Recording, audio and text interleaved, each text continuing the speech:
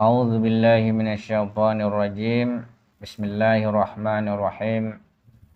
Alhamdulillahi rabbil alamin wa bihi nasta'in. Wa sallallahu ala Muhammadin wa ala alihi thayyibin at-tahirin wa ashabil muntajabin.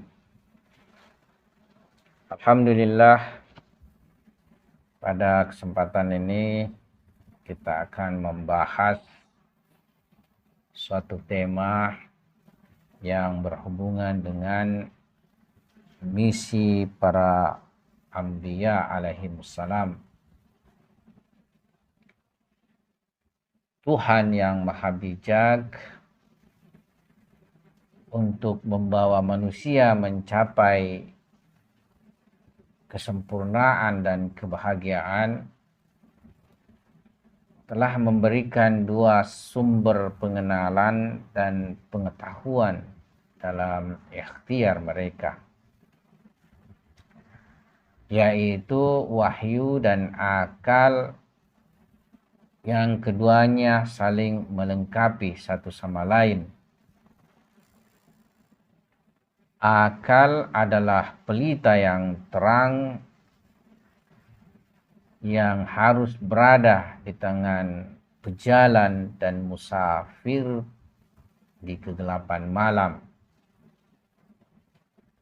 Sedangkan wahyu adalah jalan ilahi yang mesti dilewati sang pejalan untuk menggapai harapannya menuju kesempurnaan dan kebahagiaan abadi.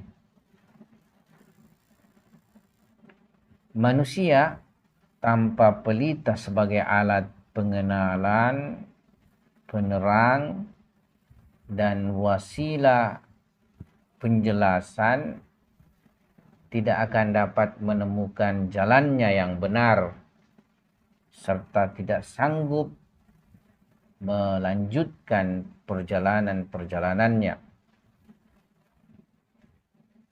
Demikian pula tanpa wahyu, maka akal akan berada dalam kebimbangan di antara jalan-jalan yang beraneka ragam.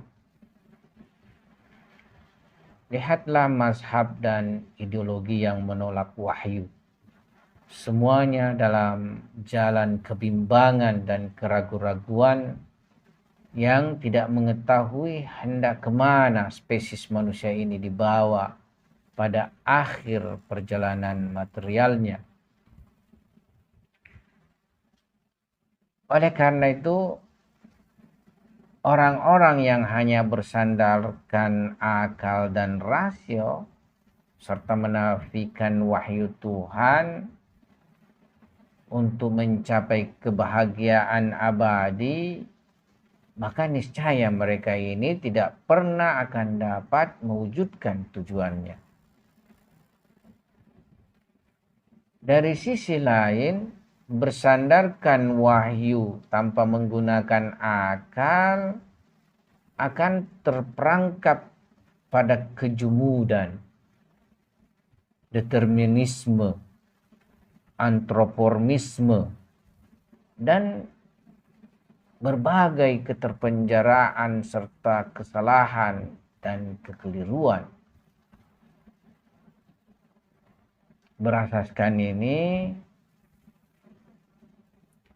maka sang guru maktab Islam Ahlul Bait Nabi Sallallahu Alaihi Wasallam, Imam Musa bin Ja'far alaihissalam, berkata, sesungguhnya Allah Subhanahu wa ta'ala menjadikan bagi manusia dua hujjah. Hujjah lahir dan hujjah batin. Adapun hujjah lahir adalah para rasul, para nabi, dan para imam ma'sum alaihimussalam. Dan adapun hujjah batin adalah akal. Di samping itu, kita bisa lihat betapa banyak ayat-ayat suci Al-Quran yang berbicara tentang kemestian pengutusan Nabi dan Rasul untuk memberi peringatan dan kabar gembira kepada manusia, membawa mereka kepada penegakan keadilan, mengangkat mereka dari alam kegelapan kepada cahaya iman yang terang, membersihkan individu dan masyarakat manusia, mengajarkan hikmah kepada mereka, dan mengajarkan apa yang tidak diketahui manusia dengan hanya menggunakan akal secara sendiri, tanpa bimbingan daripada wahyu ilahi. Ayat yang berhubungan dengan peringatan seperti di dalam surah An-Nisa ayat 165, di mana Allah Subhanahu wa taala berfirman, A'udzubillahi minasyaitonirrajim, rusulan mubasysyirina wa mundzirina li'alla yakuna linnasi 'alallahi hujjatun ba'dar rusul wa kana Allahu azizan hakima. Rasul-rasul itu adalah sebagai pembawa berita gembira dan pemberi peringatan agar tidak ada alasan bagi manusia untuk membantah Allah setelah rasul-rasul itu diutus. Dan juga di surah Ibrahim ayat 52. A'udzubillahi minasyaitonirrajim. Hadza balagul linnasi waliyunzaru bihi waliya'lamu annama huwa ilahu wahid waliyadzakkara ulul albab. Al-Quran ini adalah penjelasan yang sempurna bagi manusia, dan supaya mereka diberi peringatan dengannya, dan supaya mereka mengetahui bahwasanya Dia adalah Tuhan yang Maha Esa, serta supaya orang-orang yang berakal mengambil pelajaran. Dalam tinjauan agama suci Islam ini, manusia mempunyai dimensi fitrah dan akal yang akan membimbingnya kepada ma'rifat realitas dan membimbingnya kepada keyakinan terhadap eksistensi Khalik, eksistensi Tuhan pencipta, penyembahan kepadanya, serta pengetahuan esensi kebaikan dan hakikat keburukan. Akan tetapi, kebanyakan manusia melupakan bisikan dan bimbingan internal tersebut, dan bahkan cenderung mengabaikannya. Oleh karena itu, salah satu dari tujuan mendasar kedatangan para nabi alaihimussalam adalah mengingatkan fitrah dan nurani manusia tersebut. Olehnya, para filosof Islam menyebutkan dalam kitab-kitab filsafat mereka bahwa pada hakikatnya argumen-argumen yang dikonstruksi untuk membuktikan eksistensi Tuhan, semua itu pada dasarnya berlaku sebagai tanbih, berlaku sebagai pengingat saja bagi manusia akan eksistensi Allah Subhanahu wa taala. Salah satu dari misi kenabian lainnya, yaitu menegakkan keadilan sebagaimana diisyaratkan di dalam ayat suci Al-Quran surah Al-Hadid ayat 25. A'udzubillahi minasyaitonirrajim. Laqad arsalna rusulana bil bayyinati wa anzalna ma'ahumul kitaba wal mizana liyaquman nasu bil qist. Sungguh kami telah mengutus rasul-rasul kami dengan bukti-bukti yang nyata, dan kami turunkan bersama mereka kitab dan neraca keadilan agar manusia dapat berlaku adil.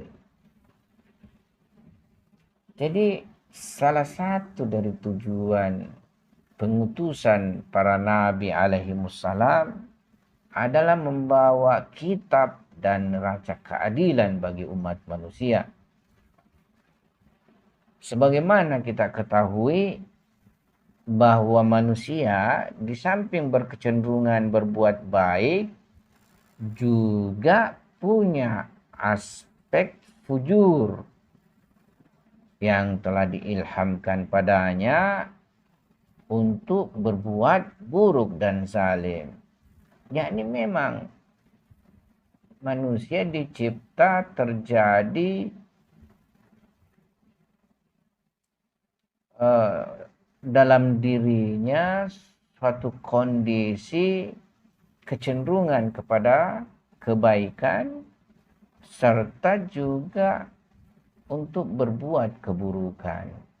Dan dengan itulah manusia yang menyempurnakan dirinya, membersihkan dirinya, bisa mencapai kebahagiaan. Tapi yang tidak membersihkan dan menyucikan dirinya akan terperosok pada kemalangan. Ya, jadi pada diri manusia memang ada ilham. Fa'alhamaha fujuraha wa taqwaha. Kada aflaha man zakkaha wa kada khaba man dassaha. Dan dalam kenyataan sejarah, manusia dipenuhi dengan peristiwa dan kejadian saling memperbudak, mengeksploitasi, dan menzalimi sesamanya. Ini dikarenakan manusia tidak pernah berhasil membuat aturan dan neraca keadilan yang dapat diberlakukan untuk seluruh manusia. Kalaupun mereka buat suatu aturan universal, maka pasti ditemukan sangat banyak kekurangannya. Baik pada tataran teoritis, apalagi pada tataran praktis. Lihatlah aturan dan praktek yang ada sekarang di PBB. Karena itu salah satu misi kedatangan para nabi alaihissalam adalah menawarkan aturan ideal dari Tuhan dan neraca keadilan universal bagi seluruh manusia, serta memotivasi mereka untuk menegakkan aturan tersebut demi tegaknya keadilan untuk seluruh umat manusia. Perkara yang tak kalah pentingnya, misi daripada kenabian adalah tarbiyah dan tazkiyah. Di dalam surah Al-Baqarah ayat 151 kita jumpai Allah Subhanahu wa taala berfirman, A'udzubillahi minasyaitonirrajim. Kama arsalna fikum rasulam minkum yatlu alaikum ayatina wa yuzakkikum wa yu'allimukumul kitaba wal hikmah wa yu'allimukum ma lam takunu ta'lamun. Sebagaimana kami telah mengutus kepadamu seorang rasul dari kalangan kamu yang membacakan ayat-ayat kami, menyucikan kamu, dan mengajarkan kepada kamu kitab dan hikmah, serta mengajarkan apa yang belum kamu ketahui. Imam Ridho alaihissalam ketika menjelaskan nilai dan urgensi pengajaran para nabi alaihimussalam berkata, tidak ada solusi lain kecuali mesti ada nabi Allah Subhanahu wa taala yang hadir di tengah-tengah mereka, yang hadir di tengah-tengah masyarakat manusia dan mengajarkan kepada mereka halal dan haram dan tradisi, serta menyadarkan mereka tentang faktor-faktor penyebab kerugian dan keberuntungan manusia, sebab mereka tidak memiliki parameter yang bisa menjadi tolok ukur untuk menentukan dan menjelaskan seluruh kebutuhan-kebutuhan mereka. Dalam Al-Quran juga disebutkan salah satu tujuan yang sangat penting diutusnya para nabi alaihissalam di tengah-tengah masyarakat adalah pengajaran dan tarbiyah kepada masyarakat, baik dalam bentuk teoritis maupun praktis. Para nabi alaihissalam datang untuk mengembangkan potensi-potensi yang terpendam dalam diri manusia dalam aspek ilmu dan pengetahuan, serta mengajarkan ma'rifat untuk mencapai hakikat, di mana dengan mengetahuinya akan mengantar manusia untuk mencapai kesempurnaan teoritis, serta dengan mengamalkannya akan membawa manusia pada kedudukan tinggi kemanusiaan sebagai syarat utama untuk mencapai kesempurnaan dan kebahagiaan. Di samping itu, para nabi alaihimussalam juga menjadi pembimbing manusia dalam membersihkan jiwanya dengan menyampaikan kepada mereka tentang hak-hak ilahiyah, hak-hak manusia, hak-hak hewan, hak-hak tumbuhan, yakni hak Tuhan, hak manusia, dan hak alam. Dan semua ini dalam bentuk pengajaran akhlak yang tinggi dan mulia. Yakni para nabi alaihissalam di samping menjalankan tarbiyah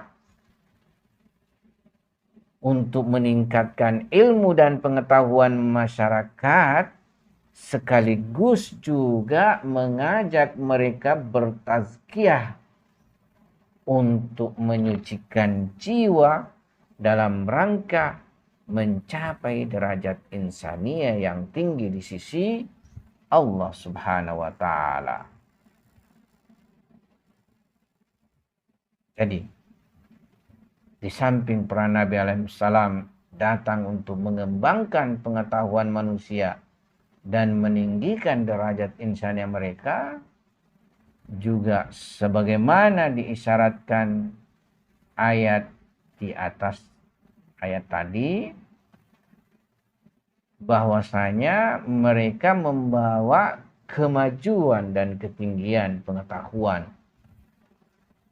dan menegaskan bahwa sebagian dari pengajaran para nabi alaihissalam dalam dimensi ilmu dan pengetahuan tanpa pengajaran mereka, yakni para anbiya alaihimussalam dalam bentuk wahyu ilahi, maka tidak seorang pun akan mampu mencapainya.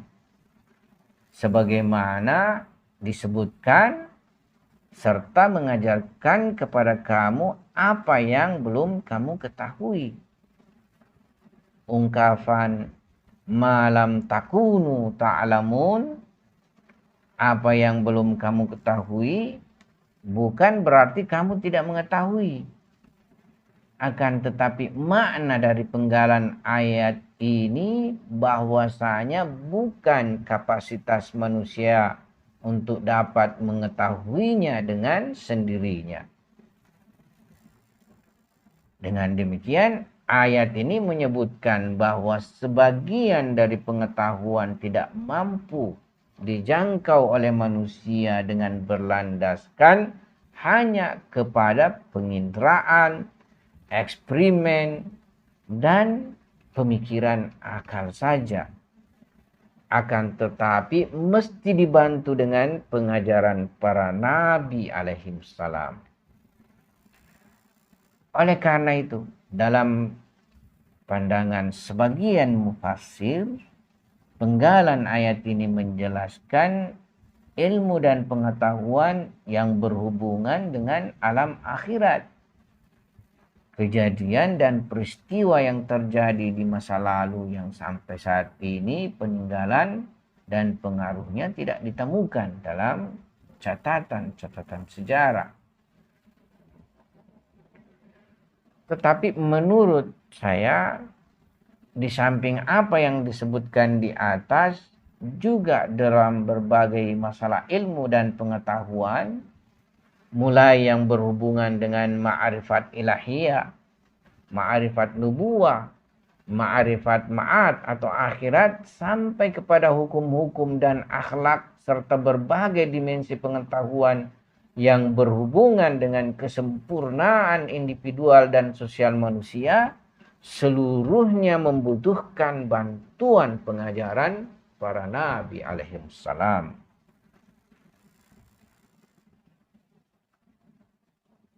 Semuanya membutuhkan bantuan pengajaran dan tarbiyah para nabi alaihissalam.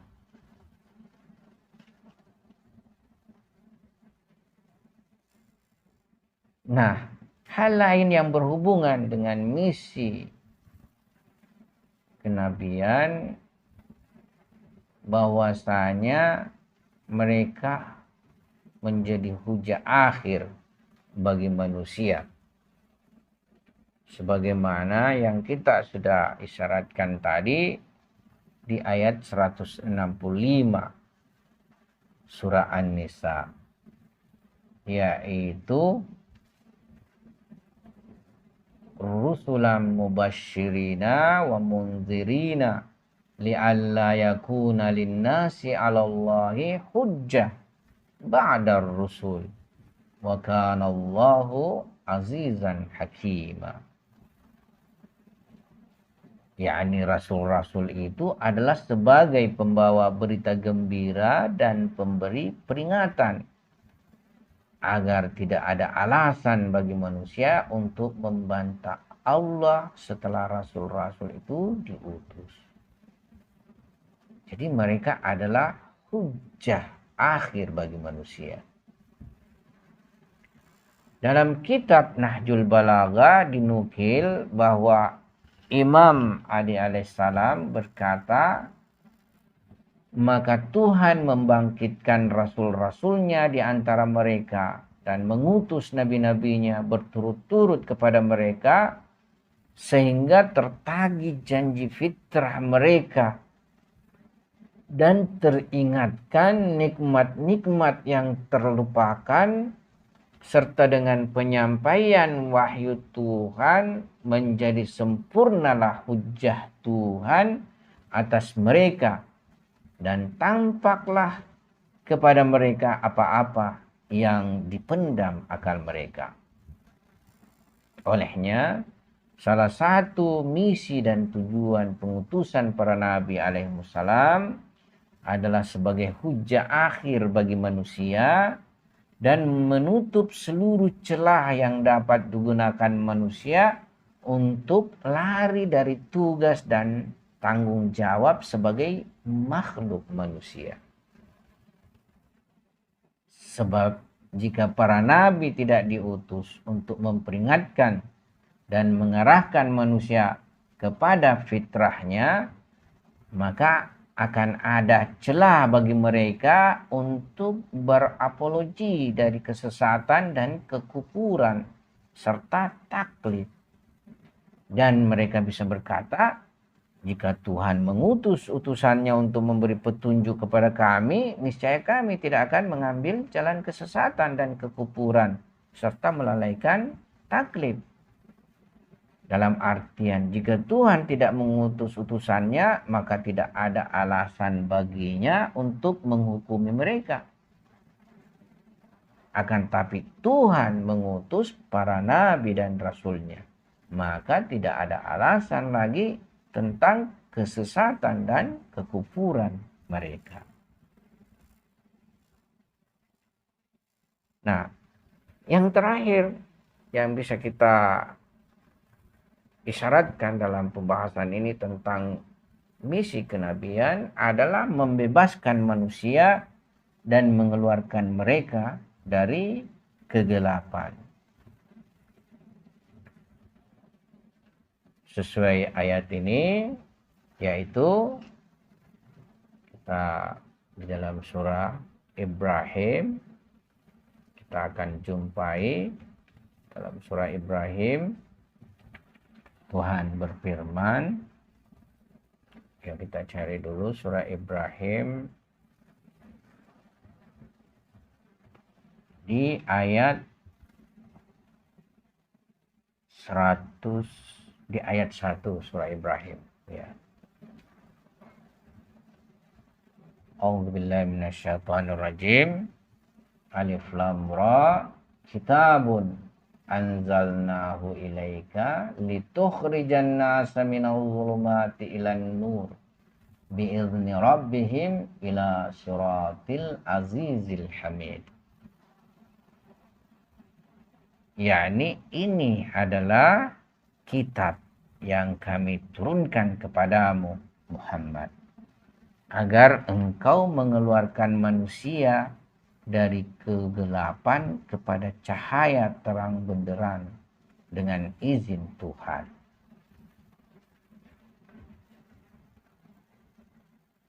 Dalam pandangan Islam, kebodohan, khurafat, adat istiadat yang salah, mengikuti syahwat, hawa nafsu, kekuasaan para penindas dan penguasa zalim adalah merupakan tekanan dan penjara yang memenjarakan ruh manusia dan membelenggu jiwa mereka serta memasung kebebasan mereka. Oleh karena itu, kedatangan para nabi alaihissalam bertujuan untuk menghancurkan penjara kebatilan tersebut dan memerdekakan mereka dari cengkraman taugut internal dan taugut eksternal.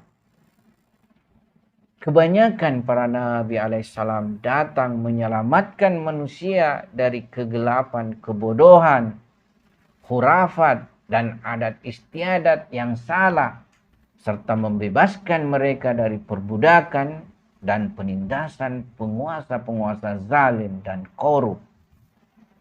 Lihatlah bagaimana Nabi Ibrahim alaihissalam bangkit menentang Namrud.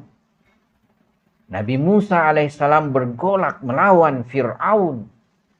Nabi Isa alaihissalam dengan penggembalaannya membawa umatnya kepada ma'rifat dan pengetahuan.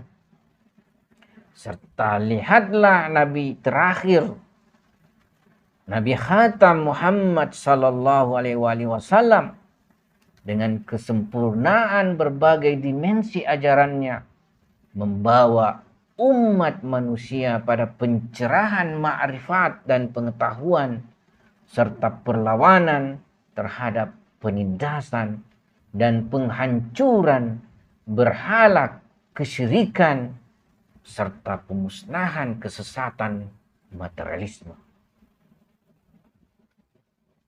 Jadi pada hakikatnya misi kenabian tidak lain adalah menyadarkan manusia tentang risalah hidupnya yang mesti diraihnya, yaitu mencapai kesempurnaan dan kebahagiaan abadi.